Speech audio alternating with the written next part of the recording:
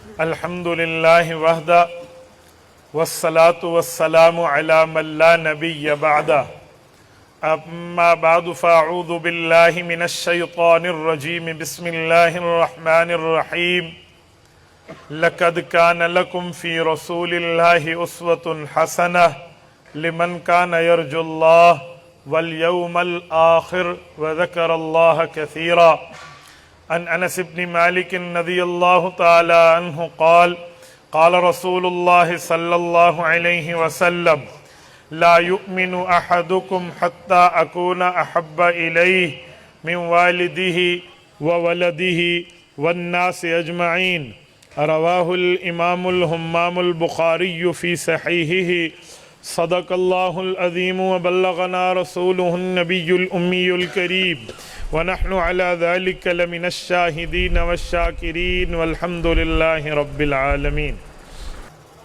رسول پاک صلی اللہ علیہ وآلہ وسلم ہمیں صرف حقوق اللہ سمجھانے نہیں آئے تھے بلکہ حقوق اللہ کے ساتھ حقوق العباد کی ادائیگی بھی سمجھانے آئے تھے۔ ہم اگر پیغمبر کریم صلی اللہ علیہ وسلم کی زندگی کو دیکھیں تو ہمیں رسول اللہ صلی اللہ علیہ وسلم کی زندگی میں سماجی، ثقافتی، اخلاقی پہلو بھی ملتے ہیں۔ رسول پاک صلی اللہ علیہ وسلم صرف امت کے آخری نبی نہیں ہیں، حضور پاک علیہ السلام اپنے والدین کی اولاد بھی ہیں، حضور پاک صلی اللہ علیہ وسلم اپنے چاچو کے بھتیجے بھی ہیں، حضور پاک صلی اللہ علیہ وسلم اپنی بیویوں کے خاوند بھی ہیں، اللہ کے رسول صلی اللہ علیہ وسلم اپنی اولاد کے والد بھی ہیں، حضور پاک صلی اللہ علیہ وسلم اپنے نواسے اور نواسیوں کے نانا جان بھی ہیں، حضور پاک صلی اللہ علیہ وسلم امت کے امام بھی ہیں، رسول اللہ صلی اللہ علیہ وسلم اپنے ساس و سسر کے داماد بھی ہیں اور حضور پاک اپنے دامادوں کے سسر بھی ہیں، رسول پاک صلی اللہ علیہ وسلم حالت جنگ میں کمانڈر ان چیف ہیں، حالت امن میں ایک ایڈمنسٹریٹر کی حیثیت رکھتے ہیں۔ اگر ہم ان تمام زندگی کے پہلوؤں کو دیکھیں تو ہماری پوری زندگی میں شریعت کے اندر رہنمائی موجود نظر آئے گی۔ حضور پاک علیہ السلام نے جو ہمیں دین دیا ہے، اس دین میں 25% یہ عبادات ہیں اور 75% معاملات ہیں۔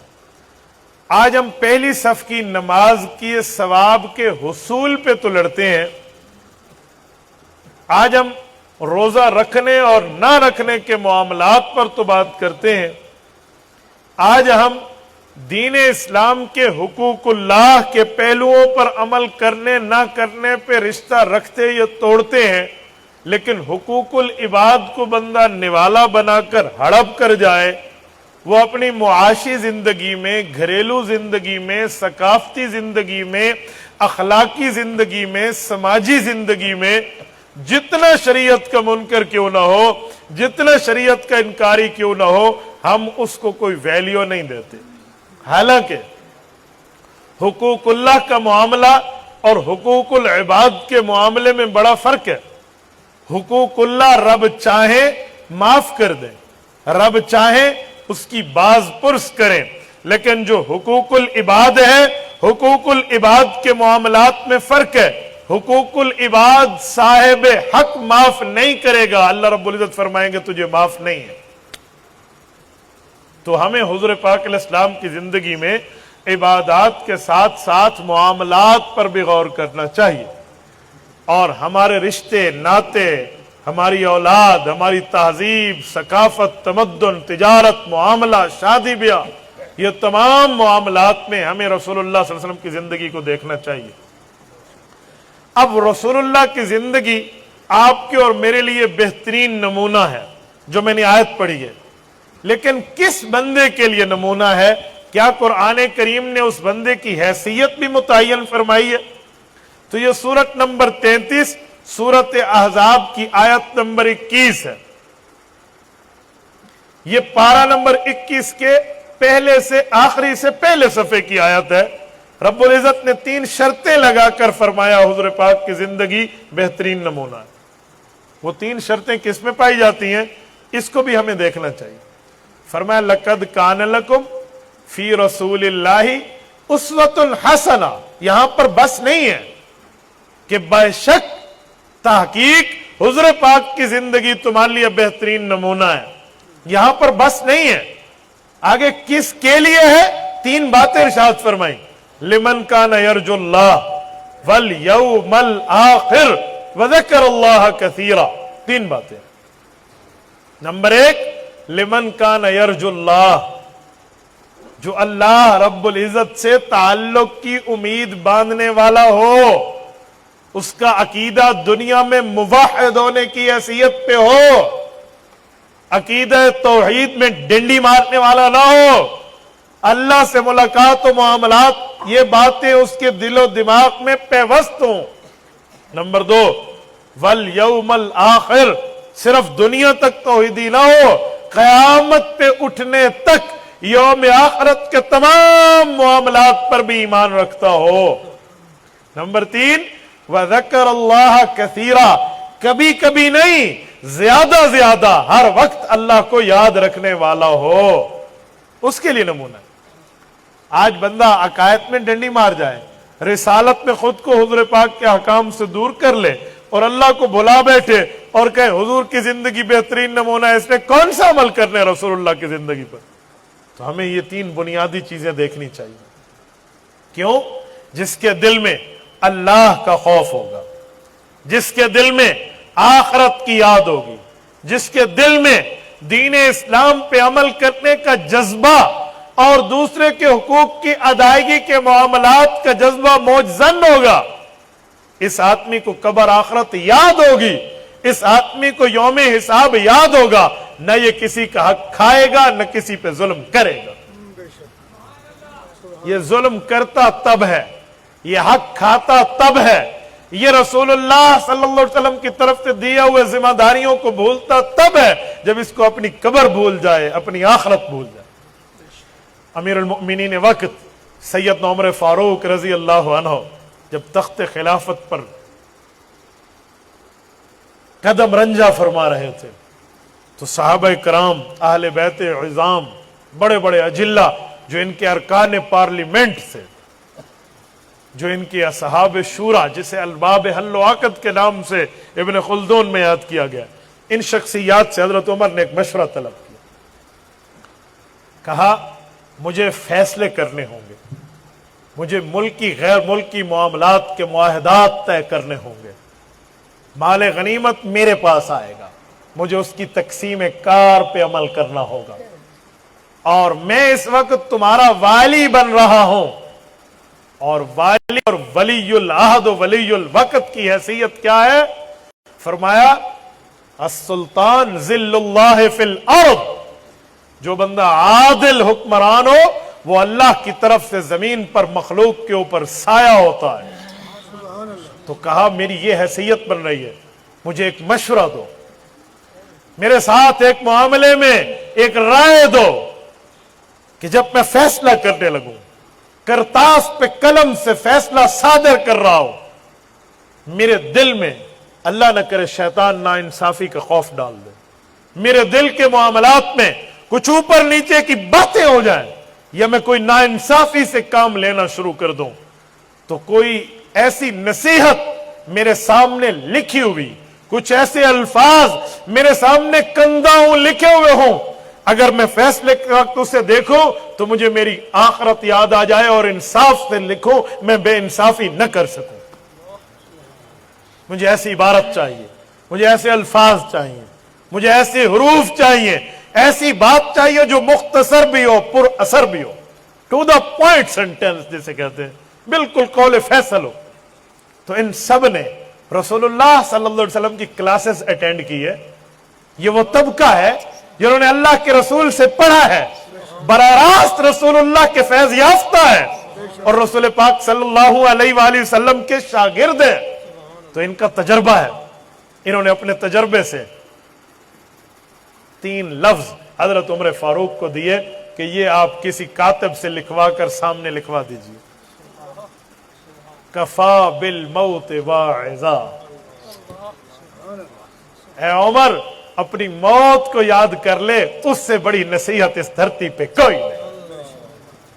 क्यों अपनी मौत को याद कर ले? कि जिसके सामने मौत होगी ना, उसे पता है मैंने कब्र में जाना है, वहां सिराना नहीं मिलना, वहां निहालचा नहीं मिलना, वहां बिस्तर नहीं मिलना, वहां रजाई और कंबल और मखमल की जगह नहीं मिलनी, वहां पंखा, एसी, बिजली और यूपीएस सिस्टम और सोलर सिस्टम मुझे वहां मुयस्सर नहीं होने, और वहां पर सिला हुआ कपड़ा भी है मेरे पास नहीं होगा जिसका जेब मौजूद हो, मेरे पास अनसिला कपड़ा होगा। तो मैंने कब्र में जाना है। अगर मैंने उस कब्र में जन्नत का बाग बनवाना है, इंसाफ करो, जहन्नम और दोज़ख की मुझे उम्मीद है तो ना इंसाफी करो। यह है कफा बिल मौत वाइज़ा। तो मेरे दोस्तों, मामलात में बंदा डंडी तब मारता है जब मौत भूल जाए, आखिरत भूल जाए, कब्र भूल जाए। तो हम रसूलुल्लाह सल्लल्लाहु अलैहि वसल्लम की जिंदगी को बेहतरीन नमूना मान रहे, उसवतुन हसना मान रहे। किस बुनियाद पे?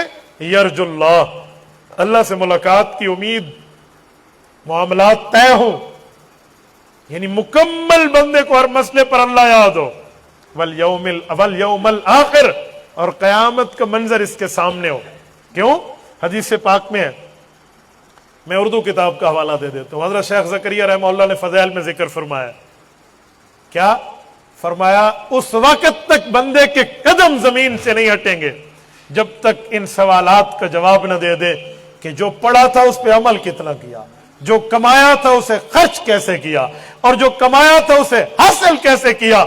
इन मामलात को जब तक बंदा वेरीफाइड नहीं कर लेगा, बंदे के पांव अपनी जगह से नहीं हिल सकेंगे। ठीक हो गया? नंबर 2 ये क़यामत। नंबर 3 वज़कर अल्लाह कसीरा, वज़कर अल्लाह कलीला नहीं है, अल्लाह की याद, अल्लाह का जिक्र, अल्लाह की याद की किल्लत की बात नहीं है। वला यज़कुरून अल्लाह इल्ला कलीला, तो मुनाफिक के लिए कुरान करीम की आयत है, मुनाफिक के लिए वला यज़कुरून अल्लाह इल्ला कलीला, कि अल्लाह को कम जिक्र करते हैं, अल्लाह की कम याद रखते हैं। यानी मुनाफिक भी याद रखता है लेकिन कम। मुअमिन की पहचान ये नहीं है। मुअमिन की क्या है? वज़कर अल्लाह कसीरा, इसे हर मौके पर अल्लाह याद हो। तो ये मुकम्मल बेहतरीन नमूना है। अच्छा, नमूना किसे कहते हैं? जिसको हम अपनी जबान में कहते हैं नाप। मसलन सीट सिलवाना है मौलाना मुफ्ती साहब ने, कमीज इन्होंने जाकर दर्जी को अपनी कमीज दिखा दी, भी यूं सी है। अब जरा तवज्जो रखना, वो कमीज सी कर दे 1 फुट बाजू लंबा, 2 फुट घेरा लंबा और लंबा चौड़ा, तो हजरत क्या फरमाएंगे? तू उजरत का मुस्तहिक है, तू मजदूरी का मुस्तहिक है। अगर वो ये दलील दे कि जी मैंने तो 1000 रुपए गज वाला कपड़ा 2 गज ज्यादा लगा दिया है, ये तो कीमती बन गया है, ये दलील उसकी मानी जाएगी? हम कहेंगे जी नहीं, कीमती वीमती की बात नहीं है, ज्यादा कम की बात नहीं है, नमूने के मुताबिक तूने नहीं किया तो उजरत का मुस्तहिक नहीं है।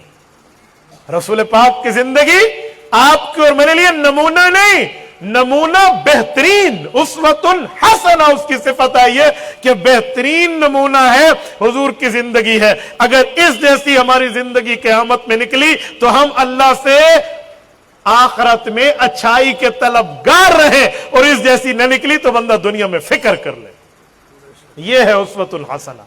अब हुजूर की जिंदगी जो मैंने 4 5 6 7 चीजें गिनवाई, वालिद की हैसियत, बेटे की हैसियत, बाप की हैसियत, खावत की हैसियत, इस तरह भतीजे की हैसियत, अपने जो है ना ससुरालियों से ताल्लुकात, और इसी तरह शागिर्दों और उस्ताद के मामलात, या हालत जंग हालत अमन के मामलात, हमें इससे सबक हासिल करना चाहिए। आए जरा मैं आपको इसकी सैर कराता हूं। वालिदैन के मामलात देखें। रसूल पाक सल्लल्लाहु अलैहि वसल्लम की दुनिया में अपने वालिद मोहतरम से मुलाकात नहीं है।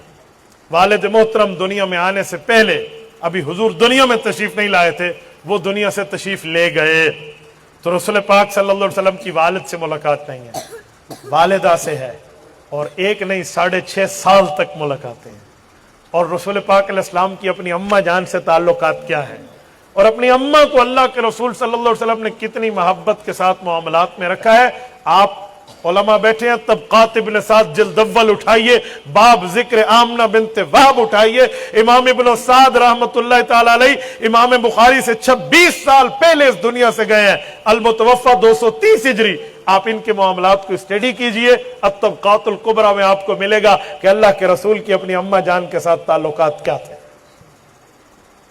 حضور پاک صلی اللہ علیہ وسلم کی اپنی اماں جان کے ساتھ تعلقات میں بظاہر تو بچپنا ملتا ہے کہ آپ علیہ الصلوۃ والسلام نے اپنی اماں جان کے ساتھ بچپنا گزارا ہے، لیکن جب اللہ کے رسول مدینہ طیبہ ہجرت کرنے کے بعد اپنی اماں کو یاد کرتے اور ان جگہ صحابہ کرام کو زیارت کرواتے کہ جہاں اپنی اماں کے ساتھ میں 6 سال کی عمر میں آیا تھا، اس کی واقعات میں ذرا سنیں. حضرت عبداللہ بن عباس فرماتے رضی اللہ عنہما، اللہ کے رسول صلی اللہ علیہ وسلم آئے تو مسجد نبوی کے ساتھ ایک جگہ تھی اطعمہ بنی نجار، ڈبل منزلہ. اس جگہ پہ آ کے اللہ کے رسول نے فرمایا ادھر ایک پرندہ بیٹھا ہوتا تھا، نطیر طائرہ او قال اطیر طائرہ ما انیسا من اقوالی، فرمایا میری ماموں کی بیٹی انیسا میرے ساتھ ہوتی، ہم بچپن میں یہاں پرندے کو اڑایا اور بٹھایا کرتے تھے. یہاں پہ حضور پاک کو یاد آیا کہ میں نے اپنی اماں کے ساتھ دن کیسے گزارے. یہ ہجرت کے بعد کی بات ہے اور رسول اللہ کی عمر 6 سال ہے جب اماں کے ساتھ آئے.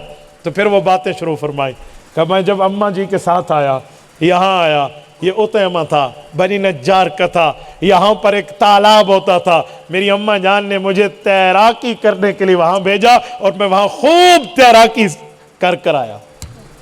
میں ایک بات سوچتا تھا کہ تیراکی سنت ہے، تو حضور علیہ السلام نے کہاں تیراکی کی ہے؟ مکہ میں تو پانی نہیں ہے، بواد غیر ذی زرع. اس کا حوالہ مجھے طبقات پہ جا کر ملا کہ اس جگہ اس تالاب میں اللہ کے رسول نے تیراکی کی ہے. اچھا 6 سال کی عمر ہے.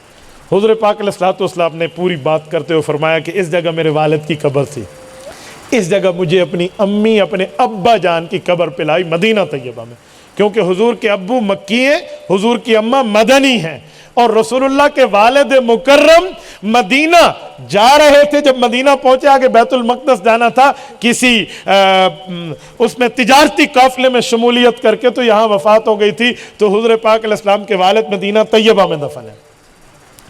اچھا میں یہ بھی بتا دوں کہاں ہے یہ جو اطعمہ ہے نا، یہ بنی نجار کے اطعمہ کی جگہ آپ سمجھ جائیں گے جن نے سفر کیا.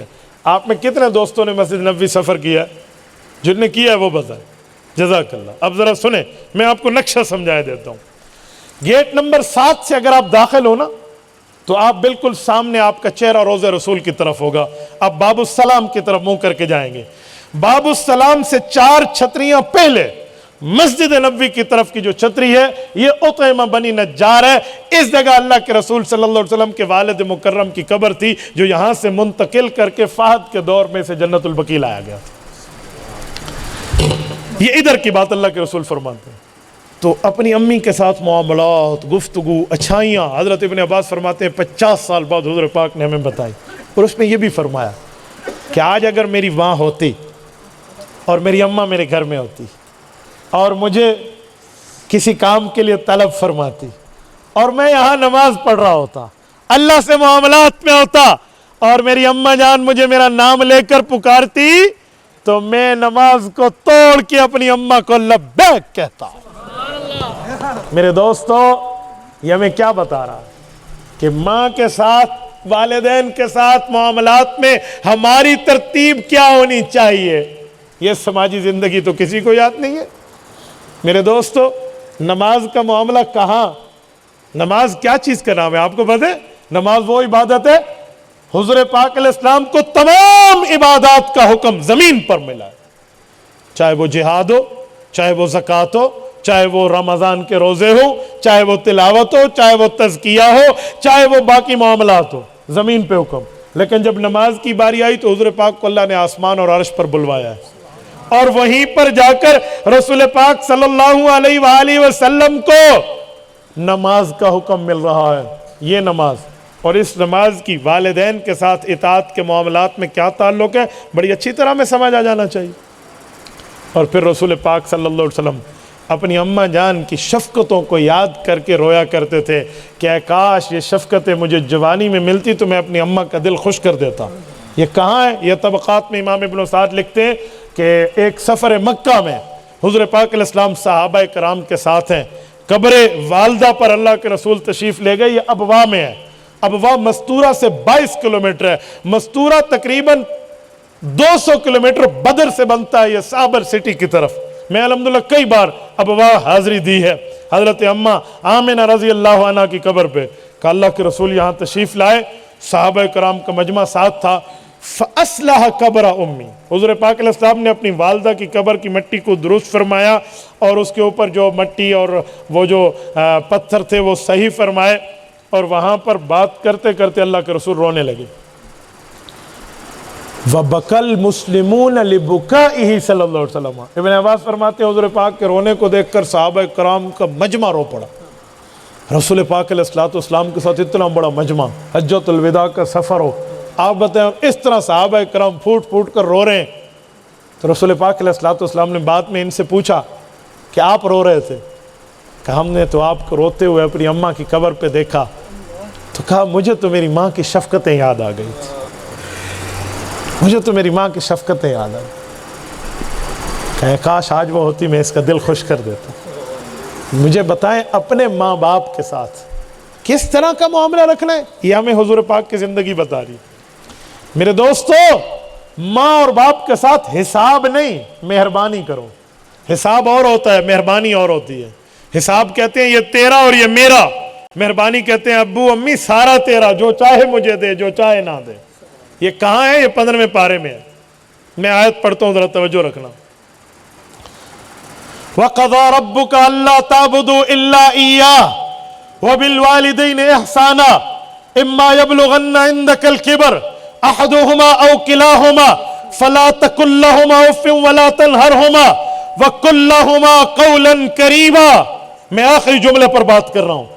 رب نے فرمایا ماں باپ کو اف نہیں کہنا۔ اف کا مطلب اف نہیں ہے، اف کہتے ہیں بیزاری کو۔ اف لکم ولما تعبدون من دون اللہ، حضرت ابراہیم نے فرمایا تھا میں بیزار ہوں تم سے اور تمہارے بتوں سے۔ اف بیزاری کو کہتے ہیں۔ یہ اف اردو والا نہیں ہے، اف نہ مارو، یہ وہ اف نہیں ہے۔ اس اف کا معنی بیزاری ہے، اس اف کا معنی لا تعلقی ہے، اس اف کا معنی کٹ آف ہے، اس اف کا معنی سوشل بائیکاٹ ہے، اس اف کا معنی ماں باپ کا دل دکھانا ہے۔ کہا یوں نہ کرو۔ اللہ اگر یوں نہ کریں تو کیا کریں؟ وَقُل لَّهُمَا قَوْلًا كَرِيمًا، وَقُل لَّهُمَا قَوْلًا كَرِيمًا۔ کیا ترجمہ ہے؟ کریم کسے کہتے ہیں؟ ماں باپ سے بات کر، قولاً کریم، قولاً کریما، کرم والی بات۔ کرم کسے کہتے ہیں؟ سورۃ انفطار کی آیت اٹھائیں، ذرا اس کرم کو اس کرم کے ساتھ ملائیں اور مطلب سمجھ آئے۔ یا ایھا الانسان ما غرک بربک الکریم، اوے بندے تجھے کس نے دھوکے میں ڈالا؟ تیرا رب بڑا کریم ہے۔ علماء اس کی شرح میں فرماتے ہیں کرم کا معنی یہاں کیا ہے؟ کہ کرم کا معنی ہے بندہ فوت ہو جائے، اپنی نیکیاں لے کر جاتا ہے، وہی لے کر اٹھے گا، حق تو یہ ہے، لیکن ایصال ثواب جاری ہے۔ ایصال ثواب کا معنی قبر پہ پہنچ کے یا گھر بیٹھے ہوئے آپ نے قرآن کریم پڑھا، اس کو بخش دیا، حق ہے کہ اسے نہ ملے، کیونکہ یہ نیکی تو اس نے نہیں کی، یہ نیکی تو اس نے کی نہیں ہے۔ آپ حج بدل کر رہے ہیں، حج دے رہے ہیں، عمرہ دے رہے ہیں، نفل پڑھ کے ماں باپ کو دے رہے ہیں وفات کے بعد، یا کسی اقربا میں سے، حق ہے اسے اس کا ثواب نہ ملے، کیوں؟ اس نے تو کی نہیں ہے۔ لیکن اللہ کریم ہے، حق نہیں بنتا، اللہ اس کے نامہ اعمال میں ایصال ثواب لکھ دیتا ہے۔ کرم کا معنی کیا ہے؟ حق نہ بنے پھر بھی دو، کنسیشن اسے انگلش میں کہتے ہیں۔ دکان پہ گئے، بھائی مجھے گھڑی چاہیے، ہاں جی یہ روڈو کی گھڑی ہے فلاں ہے، اچھا بہت مہنگی ہے، کتنے کی دیں گے؟ اجی 10,000 کی۔ لیکن آپ امام صاحب ہیں، میری خرید تو 6,000 ہے، بس میں آپ کو خرید سے بھی کم صرف 5 پہ دے رہا ہوں۔ تو دکاندار صاحب خرید تو آپ کی 6,000 ہے، 6 لے لو، 5 کیوں دے رہے ہو؟ مولوی صاحب آپ کا حق نہیں بنتا کہ میں آپ کے ساتھ یہ رعایت کروں، لیکن حق نہیں بنتا، آپ میرے مسجد کے امام ہیں، آپ میری عبادت کو اللہ کے لیے قبول کراتے، پھر بھی دے رہا ہوں۔ اسے کہتے ہیں کرم، اسے کہتے ہیں مہربانی، اسے کہتے ہیں رعایت۔ حق نہ بنے۔ وَقُل لَّهُمَا قَوْلًا كَرِيمًا، اپنے ماں باپ کے ساتھ وہ نرمی والی بات کر، حق نہیں بنتا ان کا دل پھر بھی خوش کر، یہ ہے قولاً کریما۔ وَاحْفِظْ لَهُمَا جَنَاحَ الذُّلِّ، اپنے پروں کو ان کے سامنے بچھا دے۔ اللہ، پر بچھا دینے کا مطلب کیا ہے؟ پرندہ اڑنا چاہتا ہے، اس کی فطرت میں وہ اڑے گا، لیکن ایک پرندہ آپ کے گھر کا دانہ کھا کر، آپ کے گھر کا پانی پی کر آپ سے اتنا انس اور پیار کرتا ہے کہ آپ اس کا پنجرے کی کھڑکی کھول دیں، وہ باہر نکلے اور اپنے پروں کو آپ کے قدموں پہ بچھا دے کہ جی میں نہیں اڑتا، میں اپنے مالک سے وفا کرتا ہوں۔ طاقت پرواز کے باوجود نہ اڑے، خواہش پرواز کے باوجود پرواز نہ کرے، یہ ہے جناح الذل۔ تو کہا طاقت ہے تو ماں سے بول سکتے، اس کا جواب یہ ہے طاقت ہے تو باپ کو کہہ سکتے یہ مسئلہ یوں ہے، جی نہیں، آپ نے اپنے پروں کو ان کے سامنے بچھا دینا اور آپ نے بدلے کی بات نہیں کرنی۔ تو میرے دوستو، یہ ماں باپ سے تعلق قرآن بتا رہے ہیں اور رسول اللہ کی زندگی سے ہمیں روشنی مل رہی۔ اگر ہم اولاد ہیں تو ہم اپنے ماں باپ کے ساتھ کیسے رہیں؟ تو یہ سے ہمیں روشنی مل رہی ہے، یہ سماجی زندگی ہے، یہ حقوق کی زندگی ہے۔ اچھا میں تھوڑا سا مزید چلتا ہوں، بھتیجا اور چچا کا معاملہ آ جائے تو چاچا ہے تو والد کی طرح ہی نا، تو اسے والد والا مقام دینا ہے۔ اللہ کے رسول نے فرمایا عم الرجل سن و ابی، کہا باپ اور چچا میں فرق بھائی ہونے کا ہے، ورنہ درجہ اس کا بھی والد جیسا ہی ہے۔ تو احترام دینا ہے آپ نے، احترام اسی طرح۔ اور میں یہاں جملہ دیتا ہوں، اس احترام کا مطلب شریعت کے احکام پہ عمل آ جائے تو کسی کی مخلوق کی خوشنودی کے لیے شریعت بھی چھوڑ دے، یوں نہیں ہے۔ وہ کیسے؟ او حضور پاک علیہ السلام کے چچا حضرت عباس رضی اللہ تعالی عنہ، ان کی زندگی میں دیکھتے ہیں سودی کاروبار کرتے تھے اس وقت جب سود حرام کا اعلان نہیں ہوا تھا۔ ان کا سود پاکستانی حساب سے میں نے تفسیروں میں حساب لگایا کروڑوں روپے کا پیسہ بنتا ہے، ملین آف دا ڈالرز، یہ اتنا پیسہ بنتا تھا، ان نے لینا تھا، حساب تیار تھا، رجسٹر موجود تھا، اس زمانے کا جو سجل تھا۔ اسی دوران قرآن کریم کی آیت اتری، تیسرے پارہ سورۃ البقرہ، کیا آیت اتری؟ فرمایا احل اللہ البیع وحرم الربا، اللہ نے کاروبار کی اجازت دی ہے، بزنس آپ کے لیے، تجارت جائز ہے، سود یہ حرام ہے، رب حرام کر رہا ہے، اور اگر سود سے نہیں روکو گے فَأْذَنُوا بِحَرْبٍ مِّنَ اللَّهِ وَرَسُولِهِ، پھر تم اللہ کے رسول کے خلاف اعلان جنگ کر رہے ہو، اعلان فرما دیا۔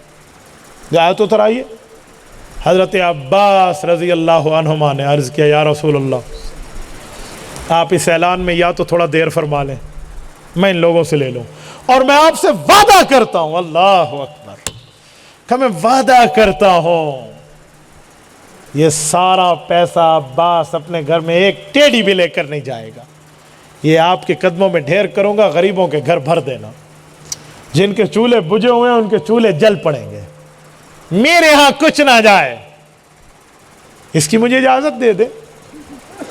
رسول پاک صلی اللہ علیہ وسلم نے اس بات کی بھی اجازت نہیں دی، اعلان کے تاخیر کی بھی اجازت نہیں دی۔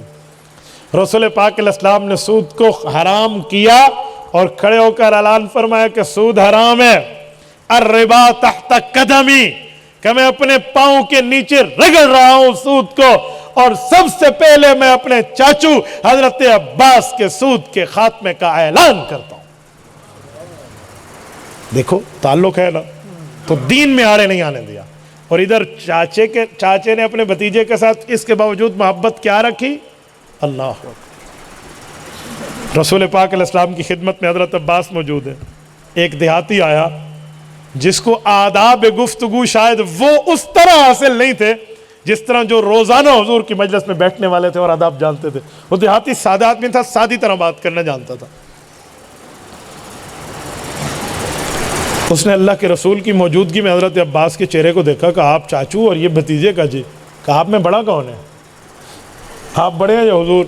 حضرت عباس رضی اللہ عنہ فرماتے اس کے سوال نے مجھے امتحان میں ڈال دیا، اب میں کہوں میں بڑا ہوں حضور کی موجودگی میں، یہ جملہ آداب کے تو خلاف ہے نا، اور میں انکار کر دوں تو جھوٹ بن جائے گا، حالانکہ عمر میں حضرت عباس بڑے ہیں۔ تو حضرت عباس نے جو لفظ بولا ہے نا، تلگنگ کے دوستو، اللہ اکبر، قیامت تک کے مسلمان کو چاچے اور بھتیجے اور نبی اور امتی کے تعلق کی ایک سنگ میل عبارت سمجھا دی۔ فرمایا دیہاتی بھائی، بڑے تو اللہ کے رسول ہیں، ہاں پہلے پیدا میں ہوا تھا۔ اس کے باوجود بھی محبت اور تعلق اور پیار اور جگانگت اور الفت کس حد تک برقرار رکھی ہے۔ اچھا، چاچے اور بھتیجے کے ساتھ تھوڑا آگے چلتے ہیں۔ رسول پاک صلی اللہ علیہ وآلہ وسلم خاوند ہیں اپنی بیویوں کے۔ حضور پاک علیہ السلام کی 11 ازواج مطہرات،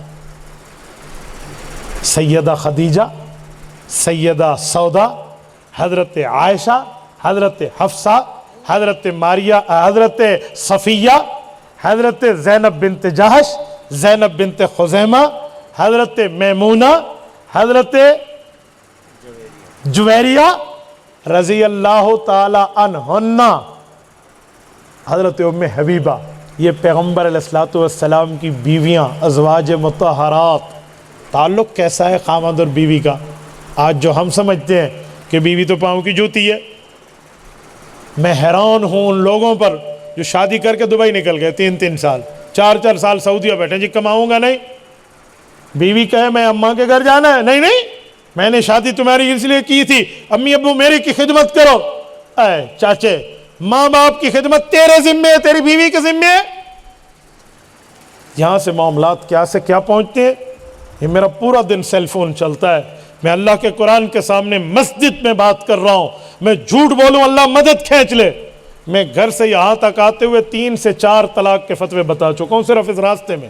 آپ میرے 24 آورز کے حساب لگائیں کہ 24 گھنٹے میں طلاقوں کے فتوے کتنے لوگ پوچھتے ہوں گے۔ کہ رجحان بڑا کیوں ہے؟ ہم نے ایک دوسرے کے حقوق کھائے ہیں، ہمیں حقوق کی معلومات ہو، یہاں معاملات میں بندے کے علم اور عمل میں ہوں تو کبھی معاملہ خراب نہ ہو۔ تو یہاں خاوند بیوی کے تعلقات دیکھ لینا ذرا کیا معاملہ ہے۔ سیدہ خدیجۃ الکبریٰ رضی اللہ تعالی عنہا کے ساتھ اللہ کے رسول صلی اللہ علیہ وسلم نے کتنا تعلق گزارا ہے، کیسا معاملہ رہا ہے۔ اور حضرت خدیجۃ الکبریٰ رضی اللہ تعالی عنہا کے ساتھ رسول پاک صلی اللہ علیہ وسلم کی محبتیں کیا ہیں، حضرت عائشہ کے ساتھ کیا ہے، حضرت سودا کے معاملات کیا ہیں، حضرت زینب بنت جہش، زینب بنت خزیمہ کے کیا معاملات ہیں، حضرت صفیہ کے کیا ہے، ذرا دیکھ لیں۔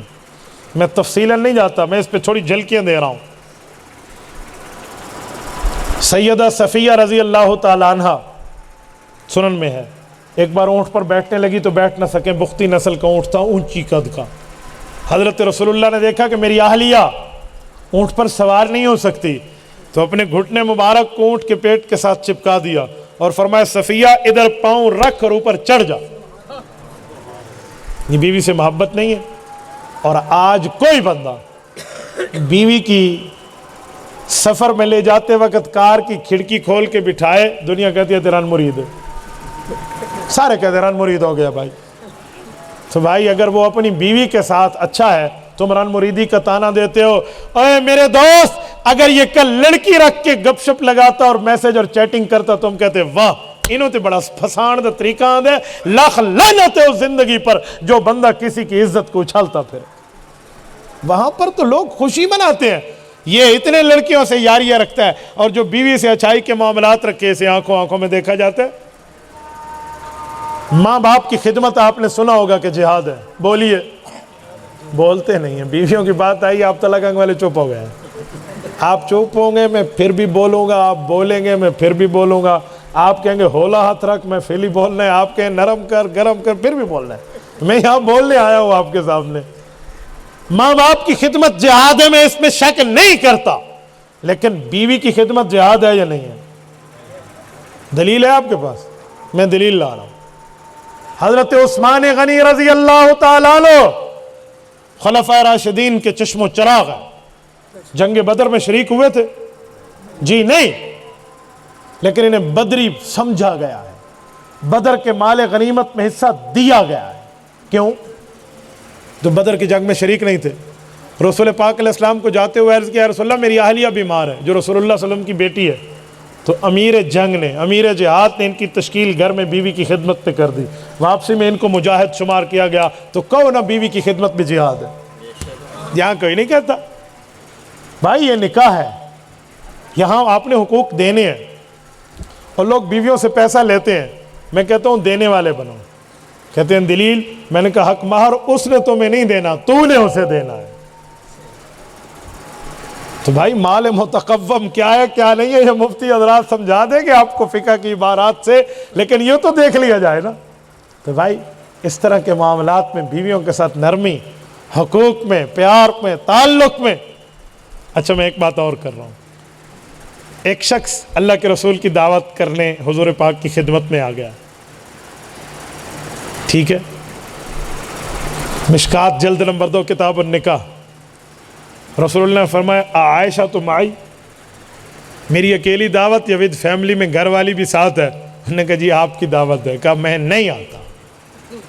اجابت الدعوہ کو یاد کرنے والوں، یہ بیوی کے حقوق میں بھی وہ حق بھی شامل ہے کہ دعوت کو قبول کرنا مسلمان کا مسلمان پہ حق ہے.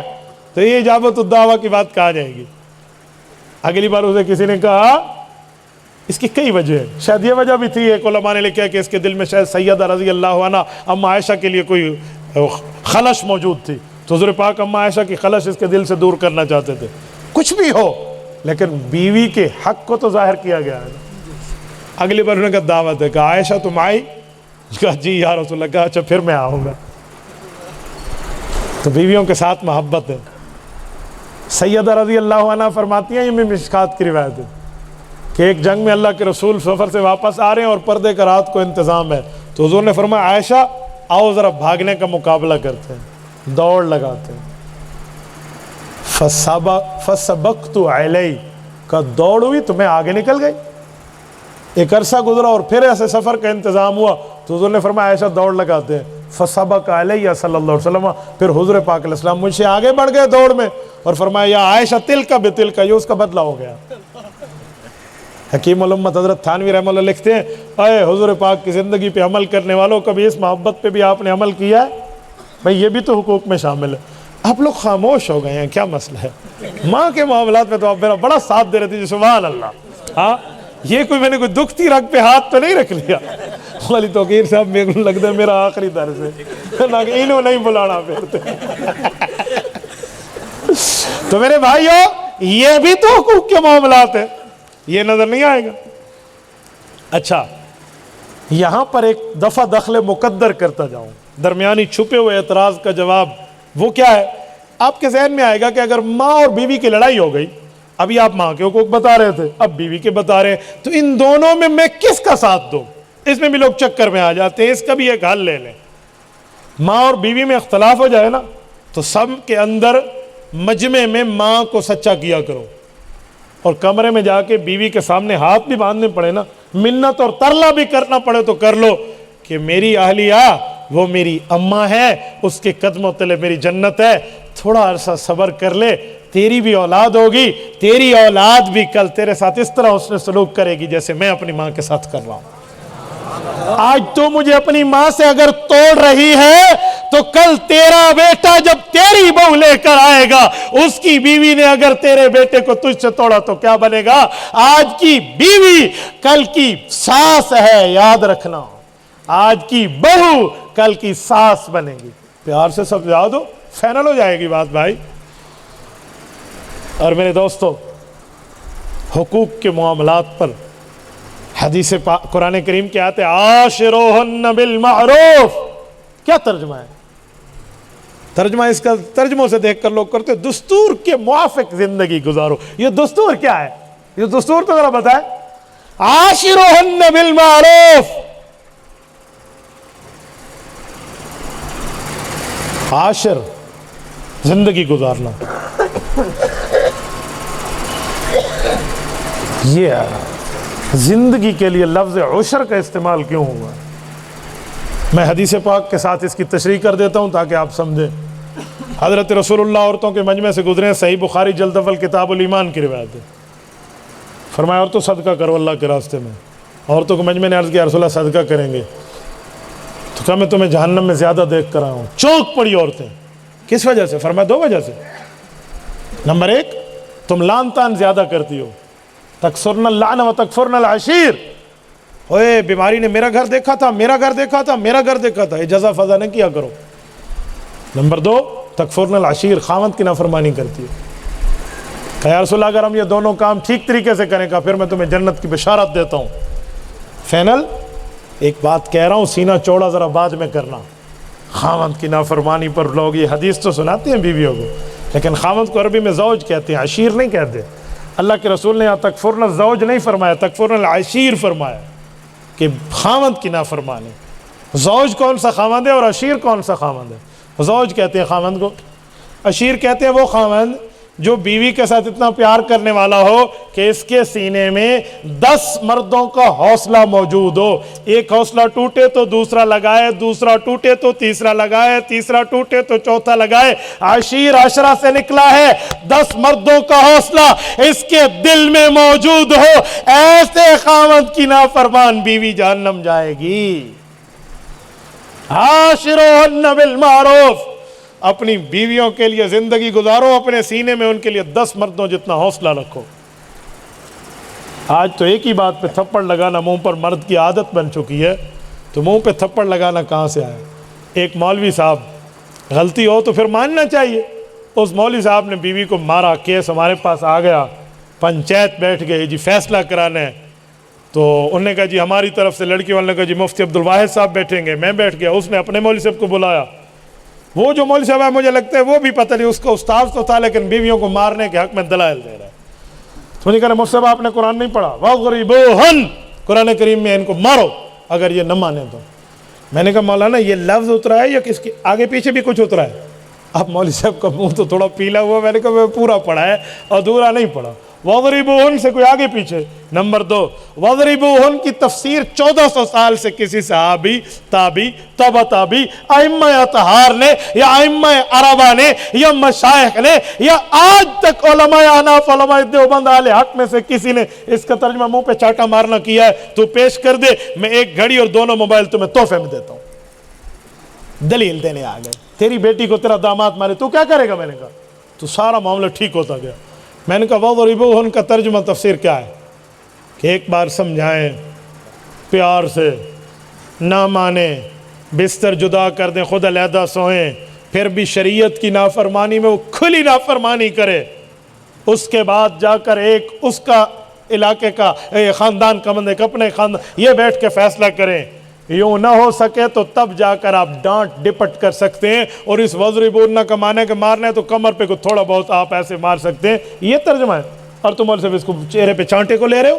اٹھاؤ فقہ کی بارات، آپ مجھے دکھا دو کسی فقیر نے اس سے یہ استدلال کیا. تو بھائی بات وہ کریں جو کرنے والی ہے. تو حقوق کے معاملات میں خاوند آج بتاتا ہے خاوند کے حقوق کیا ہے. بیوی کو نہیں دیکھتا کہ بیوی کے حقوق کیا ہے، بیوی کو کیا دینا ہے. جو خود کھاؤ اسے کھلاؤ، جو خود پہنو اسے پہناؤ. ہے حق یا نہیں ہے؟ آپ باہر دہی بلے کھا کر آئیں، کولڈ ڈرنک پی کر آئیں، بیوی کے لیے بھی لے کر جاتے ہیں. تو پھر خود کھاؤ اسے کھلاؤ کہاں گیا؟ آپ کہیں گے نہیں جو گھر میں روٹی کھانی ہے اسے کھلاؤ. یہ ترجمہ کس نے کیا ہے؟ آپ کو 2 سوٹ کسی جگہ سے تحفہ ملے تو آپ یہ کہہ سکتے ہیں کہ میں تجھے بھی لے کر دوں گا، ہم اکٹھا نیا سوٹ پہنیں گے.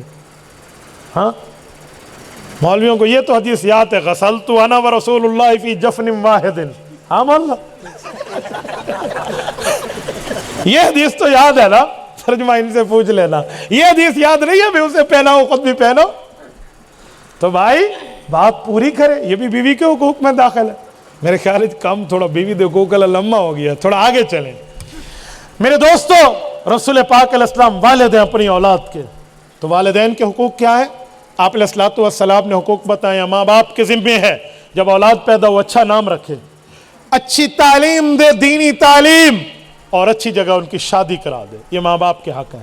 آج والد شادی کرنے کی حیثیت رکھتا ہے لیکن شادی نہیں کر رہا بچے کی. اگر بچہ گناہ کرے گا تو پھر ماں باپ کے سر پہ گناہ آئے گا. ہم اس کو تو دیکھیں. آج بچیوں کا رشتہ بھی نہیں ہو رہا اور بچوں کا بھی. میں حیران ہوں. ڈاکٹر بننے گی میری بچی، ڈاکٹر بنے گی، اس کے بعد شادی کروں گا. تو جب ڈاکٹر بن جائے گی اس کے بعد شادی کرے گا. کل وہ اپنے بچے کو لے کر گود میں بیٹھے گی تو لوگ کہیں گے اچھا نواسا پیدا ہوا ہے آپ کا. کوئی نہیں کہے گا بیٹا. اور 40 سال کی عمر میں مرد کی شادی ہو گئی تو کل وہ اپنا بیٹا لے کر باہر نہیں نکلے گا. لوگ کہیں گے پوتا ہے، اچھا اچھا دادا بڑھ گیا، مبارک ہو گئی. کیا جواب دیں گے آپ؟ بھائی شادیوں کے معاملے میں 2 شادیاں پیش کر رہا ہوں. رسول پاک علیہ السلام کے والدین کی شادی اور حضور پاک کی اولاد کی شادی. हुजूर के अम्मा अब्बा की शादी किस उम्र में हुई है? हज़रत अब्दुल्ला का इंतकाल 18 साल की उम्र में है। हुजूर पाक के अब्बा जान का इंतकाल और हज़रत अम्मा आमना का इंतकाल 24 साल की उम्र में है, जब हुजूर पाक की उम्र 6 साल पूरी और 7वां शुरू है। तो इसका मतलब है अम्मा आमना 17 की थी और हुजूर पाक अलैहिस्सलाम के वालिद 18 के थे जब इनकी इस उम्र में शादी हो गई। आज हम शादियों को बैठ कर रिवाज दे रहे हैं। हज़रत आयशा सैयदा फातिमा रज़ी अल्लाह अन्हा हुजूर पाक की चौथी और चहीती साहबजादी, और हज़रत अली अल मुर्तज़ा की उम्रों को देख लो। 15 साल अम्मा फातिमा रज़ी अल्लाह अन्हा की उम्र पूरी हुई और रिश्ता हो रहा है। कहाँ लाएंगे भाई आप बात? बचपने में शादी को रिवाज दे ताकि उसकी बुलूगत की आँख खुले तो उसकी महरम के घर में खुले, और अच्छी जगह तालीम भी है। तालीम देना माँ बाप की जिम्मेदारी है, अच्छी से मुराद दीनी तालीम, वरना नाराज ना होना। आज आप कॉलेज स्कूल यूनिवर्सिटीज़ पढ़ाते हैं, दीन नहीं पढ़ाते।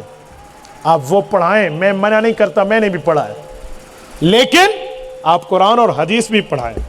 कुरान करीम सिर्फ ये नहीं है एक बार बेबे जी के पास गया था बस इसने ख़त्म कर लिया, मैंने ख़त्म किया हुआ है।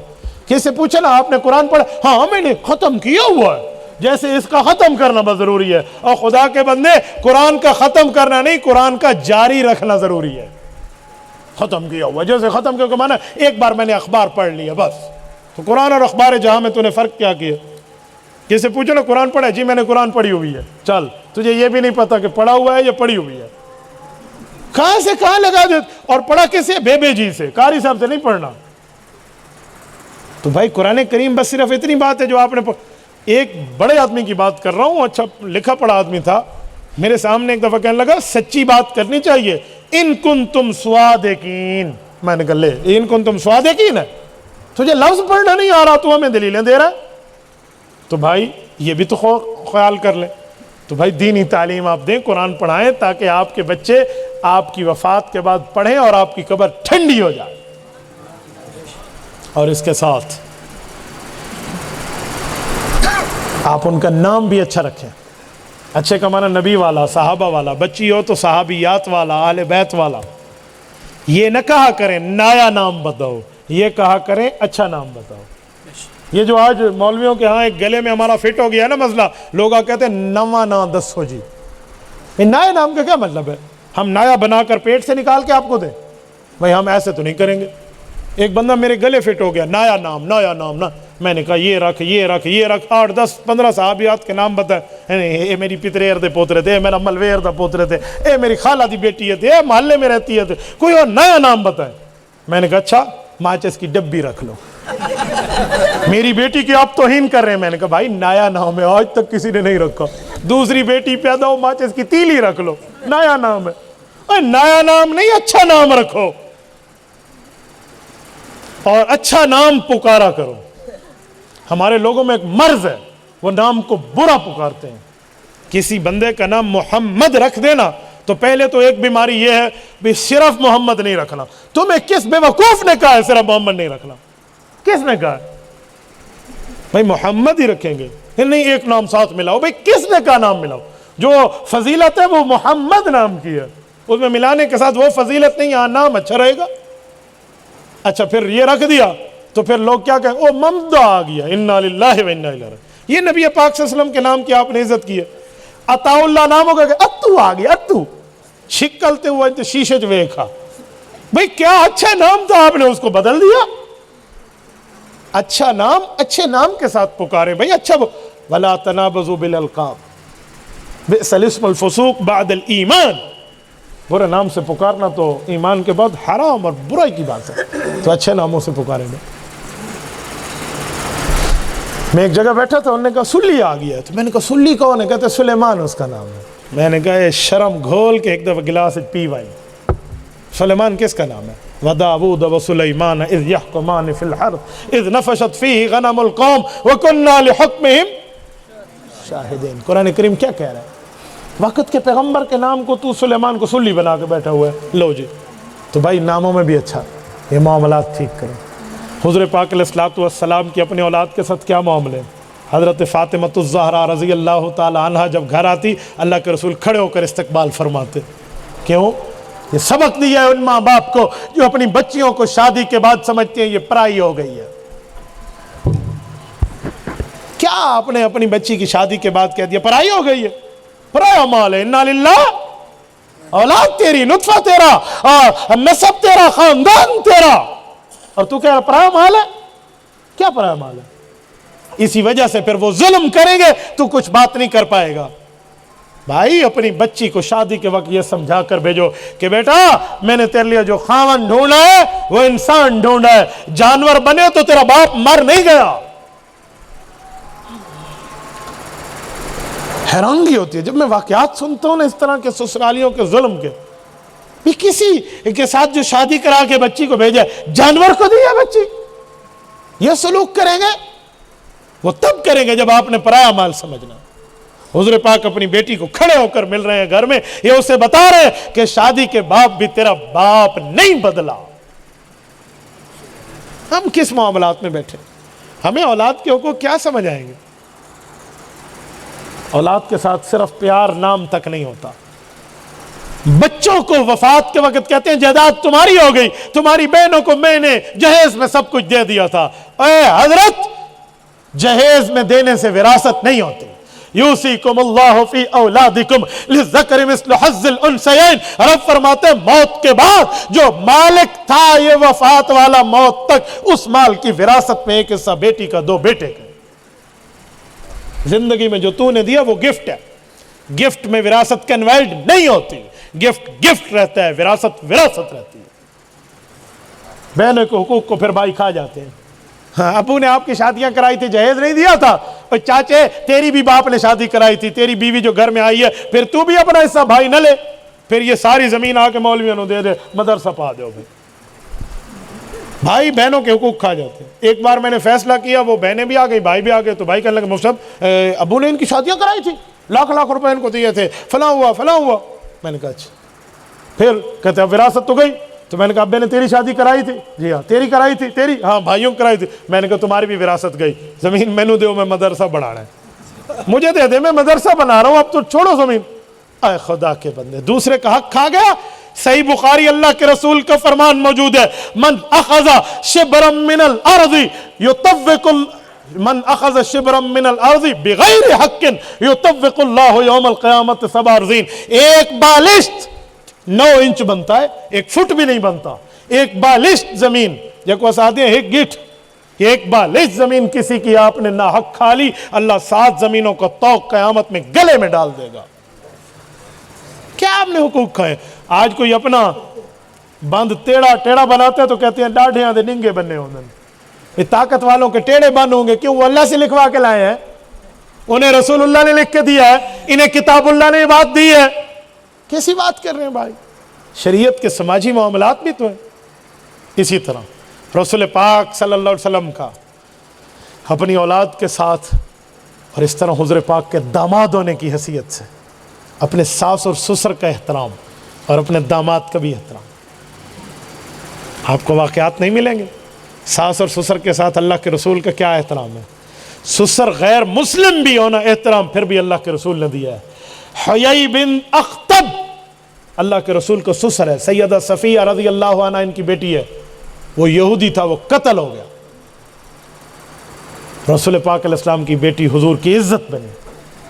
ایک دن کسی نے کہہ دیا تو بنی اسرائیل کے یہودیوں میں سے، اس طرح کی بات، حضرت صفیہ رونے لگی، تو رسول پاک صلی اللہ علیہ وسلم نے فرمایا صفیہ اپنے سینے کو بڑا رکھ، اپنے دل کو بڑا رکھ، جو تمہیں یوں کہ تو کہ ہاں ہاں میں موسیٰ علیہ السلام کی بیٹی ہوں، ہارون علیہ السلام کی بھتیجی ہوں اور رسول اللہ کی بیوی ہوں۔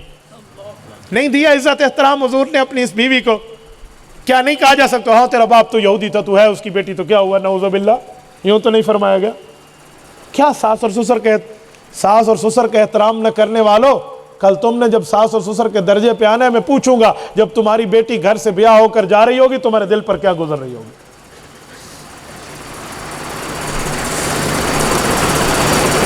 داماد ہونے کی حیثیت پہ اپنے ساس اور سسر کے ساتھ تعلق، اور ساس اور سسر کا داماد کے ساتھ پیار، سیدنا عثمان رضی اللہ تعالیٰ عنہ کے ساتھ اللہ کے رسول کا پیار، حضرت ابو العاص کے ساتھ حضور کا پیار، حضرت علی کے ساتھ حضور کا پیار۔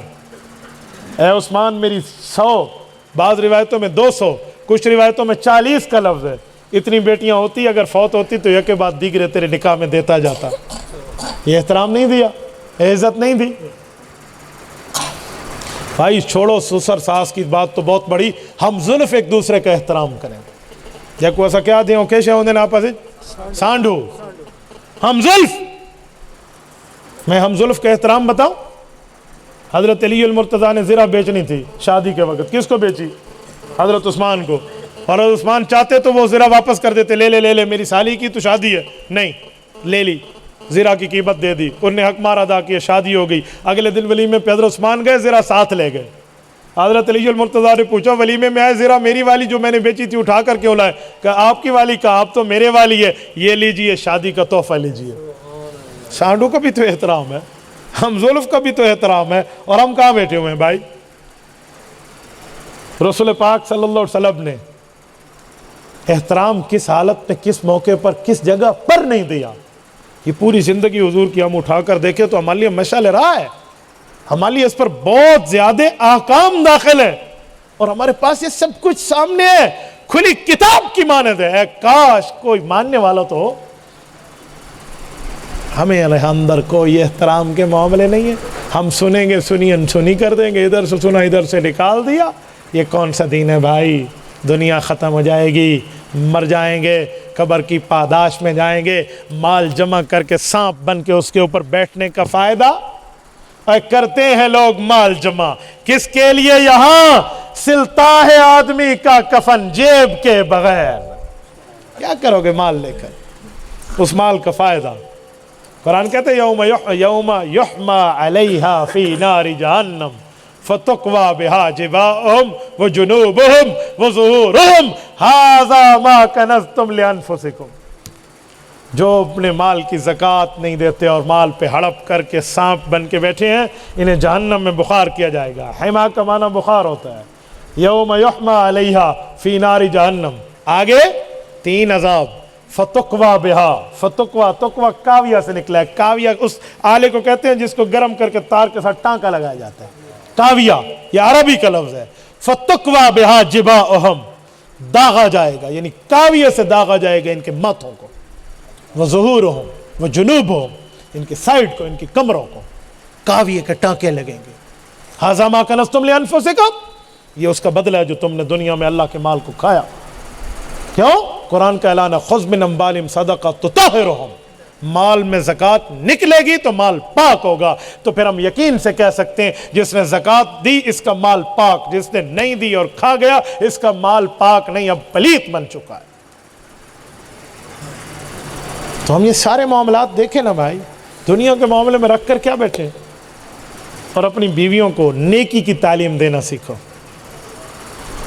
حضرت عائشہ رضی اللہ عنہ فرماتی اللہ کے رسول نے بکرا ذبح کیا اور مجھے دے گئے, جی غریبوں میں بانٹ دے. اللہ کے رسول بیٹھے رہے, غریب آ رہے ہیں, گھر میں بچے آ رہے ہیں, بچیاں آ رہی ہیں, لے کر جا رہے ہیں. کچھ ٹائم بعد رسول اللہ نے اندازہ فرمایا بکرا تقسیم ہوا, گھر آئیں, پوچھا عائشہ کیا بچا؟ کہا یا رسول اللہ سارا بکرا گیا, ایک ٹانگ بچی. کہا سارا بکرا بچا, ایک ٹانگ گئی. کہا یا رسول اللہ میں یہ نہیں کہہ رہی, میں کہہ رہی ہوں سارا بکرا گیا ایک ٹانگ بچی. فرمایا نہیں, سارا بکرا رہا ایک ٹانگ گئی. کہ مجھے فرما دیں کہ جو گیا وہ دراصل ہمارا قیامت کا بینک بیلنس ہے, ذخیرہ ہے نا, تو ہمیں ملنا ہے, اور جو رہ گیا یہ تو گیا نا, یہ کہاں ملنا ہے. سمجھایا نا, تو دینی باتیں سمجھائیں, دینی ماحول سمجھائیں. آج ٹی ویاں لے کر تو بیویوں کو گھر میں آپ دیتے ہیں, بچوں کو آپ ایران توران کی باتوں کے لیے ٹی وی VCR اور CDs لے کر دیں گے, اور پھر ان سے امید رکھیں گے ان کو سنائیں گے حضرت حسن حسین اپنے والد کے بڑے قدردان تھے, حضرت علی نعوذ باللہ حضرت حسن حسین کو ٹی ویاں لے کر دیتے تھے. جاڑ رمبا تو سکٹ ہے, غلط کام آپ نے کیا, غلط معاملات سمجھائے آپ نے, اور پھر ان سے نیکیوں کی توقع رکھے. تو بھائی اس طرح نہیں ہے, معاملات سمجھایا کریں, دیکھا کریں. میں ایک جملہ کہتا ہوں, مفتقر سے توجہ رکھیں, بس بات ختم کر رہے ہیں. بیویوں کو ٹی وی لے کر دینے سے نہ کرنی ہو نا تو مسئلہ نہ سمجھایا کرو کہ ٹی وی حرام ہے نہیں لے دیں دے, وہاں عقل سے کام چلایا کرو. مسئلہ سمجھائیں گے تو نہ کہیں مولویوں کی پتہ ٹی وی دی کیڑی چس ہے, لے دے سانو چھڈ مولویوں. مسئلہ نہیں سمجھانا, انہیں کہنا ٹی وی دے لیں گے, اس میں لڑکیاں آئیں گی, اگر کوئی ایک لڑکی مجھے پسند آ گئی, تیری محبت تو میرے دل سے گئی, اب بتا ٹی وی لے دو, وہ کہے گی نہ نہ کوئی نہیں لوڑ, کوئی نہیں لوڑ, با تو میرا بڑھ کے رہے. مسئلہ نہیں دسنا, عقل دسنا ہے, عقل کے ساتھ کوئی معاملہ کریں گے تو بات بن جائے گی۔ اللہ آپ کو رحم صراط مستقیم عطا فرمائے۔ رسول پاک صلی اللہ علیہ وسلم کے دین پر سماجی، ثقافتی، اخلاقی، تہذیبی یہ سارے ہمیں عمل کرنے کی توفیق عطا فرمائے۔ حقوق اللہ کے ساتھ حقوق العباد ماننے والا بھی بنائے۔ اقول قولی ھذا واستغفر اللہ وآخر دعوانا ان الحمد للہ رب العالمین۔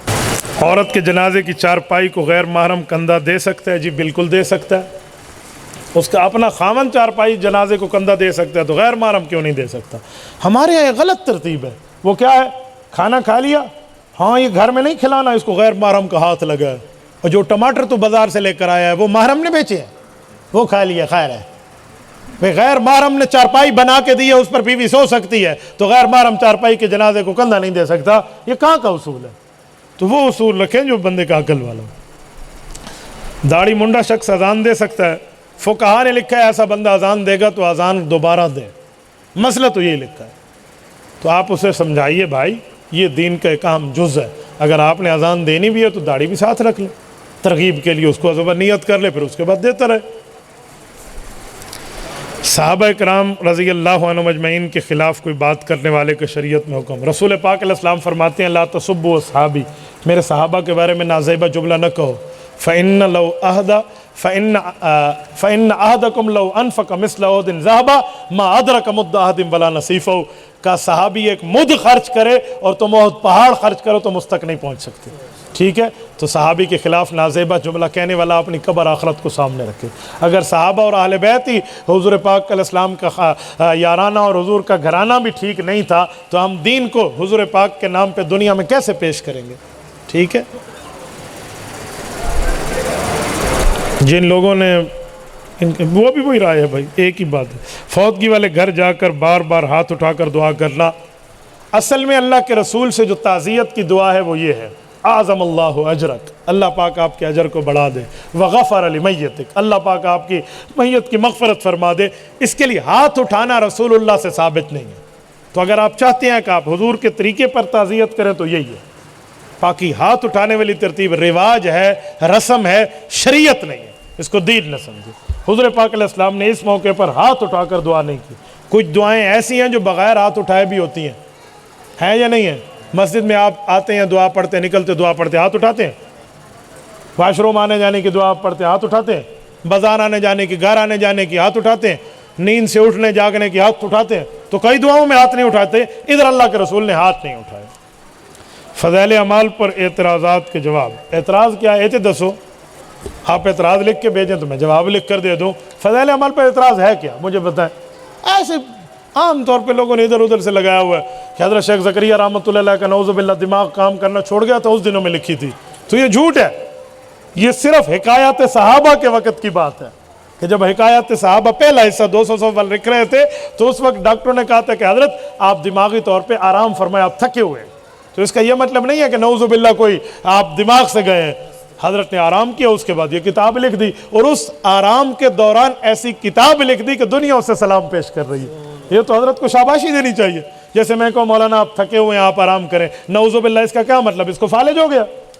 آرام کا کیا مطلب ہے؟ اور تو یہ غلط بات نہ کریں، وہ بات کریں جو بات کرنے والی ہو۔ پب جی گیم کھیلنا حلال ہے یا حرام ہے؟ پب جی کے بعض حصے تو حرام اور کفر ہے، جہاں بت سے انرجی لی جاتی ہے، بت کے سامنے سجدہ کیا جاتا ہے اور کعبۃ اللہ پر فائرنگ کی جاتی ہے، یہ حرام اور کفر ہے۔ اور جو باقی حصے ہیں جائز، وہ بھی نہیں، ننگی عورتیں اس میں دکھاتے ہیں۔ میں تو نہیں ویکھی تو صاحب کو مطلب مولوی ویکھ کیا کیے، میں نے تو جو پڑھا ہے نا مجھے یہی پتہ چلا ہے۔ تو پب جی کو آگ لگائے، اماں جی اور ابا جی سے اپنے دل کو بہلائیں۔ جزاکم اللہ۔ پب جی یاد ہے، اماں جی یاد کوئی نہیں لوگوں۔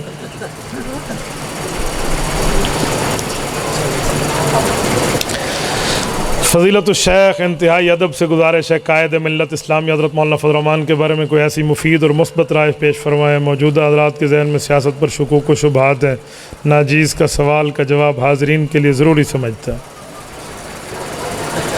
مولانا فضل الرحمان قائد ملت اسلامیہ ہیں، ہمارے سروں کے تاج ہیں، وہ دیوبند کی شناخت ہیں، اسلام کے وکیل ہیں، کفر کے مقابلے میں اسلام کے کمانڈر ہیں، ہم ان کے ساتھ ہیں، ان کے معاملات۔ اگر آپ کو اس پر کوئی اعتراض ہے، مولانا کے پاس جا کر اعتراض حل کر لیں۔ اعتراض مولانا سے ہے اور اعتراض مولانا مفتی توقیر پہ ہے۔ بھئی یہ جواب نہیں ہے ان کے پاس جا کر بات کریں. ایک بندے سے میں نے پوچھا کہ آپ عالم ہیں؟ کہتے ہیں نہیں. مفتی ہیں؟ نہیں. محدث و مفسر ہیں؟ جی نہیں. تو پھر آپ کو اعتراض کیوں ہے؟ آپ کو کیوں اعتراض ہے؟ فلاں کے ساتھ فلاں کے ساتھ. بھئی سیاسی معاملات میں وہ بندہ سمجھتا ہے. ایک بندہ چھت پہ وہ ٹنکی پہ ٹھہرا ہو, اسے پتہ ہے کہ دور کے حالات کیا ہیں, یا نیچے بیٹھنے والے کو پتہ ہے, تو وہ اپنے حالات کی اپنی ترتیب پر چل رہے, تو اس میں تو کوئی مسئلہ نہیں ہے. پاکستان کا کوئی شیخ الحدیث کراچی تا خیبر ان کا مخالف نہیں ہے. پاکستان کا کوئی مفتی کراچی تا خیبر ان کا مخالف نہیں ہے. پاکستان کا کوئی خانقاہ کا شیخ طریقت اور پیر کراچی تا خیبر ان کا کوئی مخالف نہیں ہے. اس ملک میں مجھے بتائیں, خانقاہیں اس کے ساتھ, مدارس ان کے ساتھ, ائمہ ان کے ساتھ, علماء ان کے ساتھ, مفتیان کرام ان کے ساتھ, شیوخ الحدیث ان کے ساتھ, پھر آپ ان سے بڑے آ گئے ہیں تو پھر آپ رائے قائم کر لیں. تو اس لیے میں تو حضرت مولانا فضل الرحمان کی سیاست کو, ان کی کردار کو, ان کے معاملے کو سلام پیش کرتا ہوں, اور کرپشن سے پاک دامن اس شخص کا ہے. موجودہ حکومت ہمارے صوبہ سرحد میں, اس حکومت کو آج 8 سال سے زائد عرصہ ہو گیا. 5 سال ان کے پہلے اور 3-4 سال یہ, 3 سال سے زائد ہو رہے ہیں. ان 8 سالوں میں ان نے ایڑی چوٹی کا زور لگایا ہے, مولانا کے خلاف ایک دھیلے کی کرپشن ثابت نہیں کر سکے. وَمَلِيحَةٌ شَهَرَتْ بِهَا ذَرَّاتُهَا وَالْفَضْلُ مَا شَهِدَتْ بِهِ الْأَعْدَاءُ. اے خدا کی قسم, فضیلت تو اسے کہتے ہیں کہ دشمن بھی مان جائے. آج جلسوں میں ان کے خلاف بڑی بڑی باتیں کرتے ہیں, مولانا نے یہ کر دیتا ہے. جرت ہے تو عدالت میں ان کے خلاف کیس لاؤ نا. اے ابے جینو جرت ہے عدالت بلاؤ. وقت کے صدر اور وزیر اعظم کو تو تم بلا رہے ہو, ذرا اس مولوی صاحب کو کوئی بلا کر دکھائے. تو اس پر ایسی ویسی کوئی بات نہیں ہے, تو معاملہ بالکل صاف ستھرا ہے.